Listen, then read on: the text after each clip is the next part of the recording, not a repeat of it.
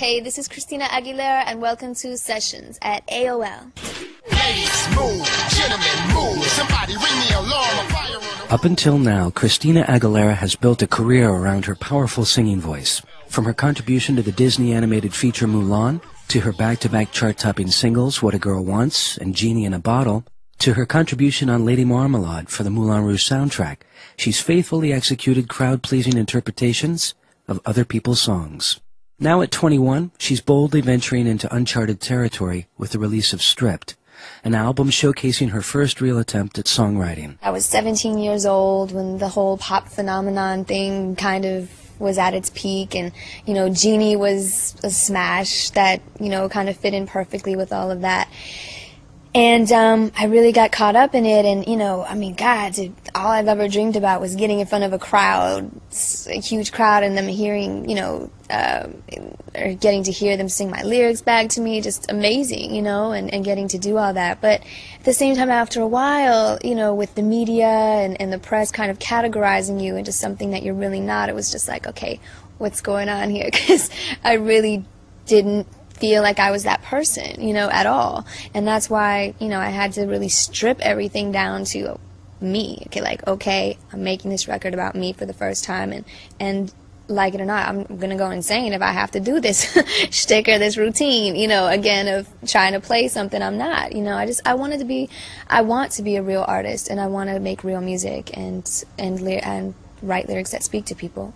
After the massive success she enjoyed over the last few years, she felt it was important to take some time off to plan her next move. I wanted to disappear for a while. Actually, after I did the Ricky Martin duet with him a while back, I was going to take that break and then, you know, basically go into writing and recording the record. But then Moulin Rouge came up, and that was kind of a success for me.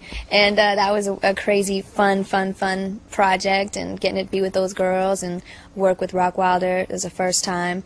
I had a great time doing that, and then after that, you know, that created a lot of hype. I really needed to disappear for a minute and get my thoughts straight, collect all the poems and lyrics that I had been writing on my last tour, and kind of sit down and really create my vision for this record and go for it. So her next step was to take control over the making of the new release from the ground up. This album I co-produced. I'm executive producer. So happy that it's really my thing now. It's like my baby. So I'm really thrilled that, you know, this is my heart, basically, you know, and I had to get the right team of people around me who got it, who weren't trying to go for, say, Genie in a Bottle Part 2, you know, who definitely got where I was trying to go, and the message that I was trying to come across with this record, which is ultimately positive, I think, and, you know, uplifting, I think, on a whole, lyrically. You know, I mean, Dirty being the first single is kind of a misrepresentation of what the rest of the album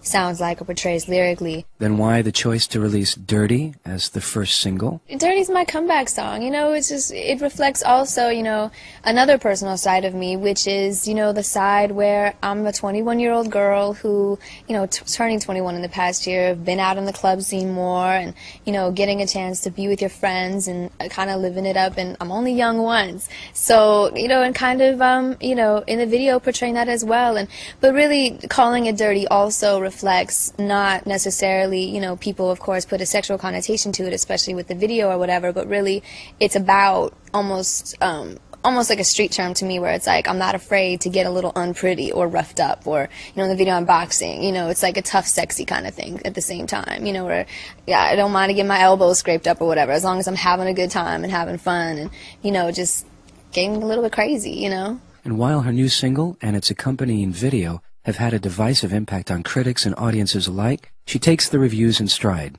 both the good and the bad. I just basically concentrate on what I feel is right for me, you know, as an artist, and how I really want to come across. And if they don't like, especially on this record, because it is so personal, I mean, I love this record, I really do. It's a part of me, it's my heart, and, you know, no matter what people say about it in the future or whatever, I refuse to pay too much attention to it, you know, because there are always going to be people that are trying to be negative just to be negative, and otherwise not everyone's going to love you. Not everyone's going to love what you do, what you put out there, what you wear, what you sound like, and so you just have to be yourself in the end, because there's no way you're going to please everybody at the same time. Christina Aguilera, Look for the new album, Stripped, from RCA Records.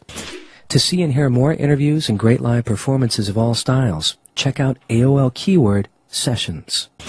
We would like to thank the following AOL members for submitting questions used in this session: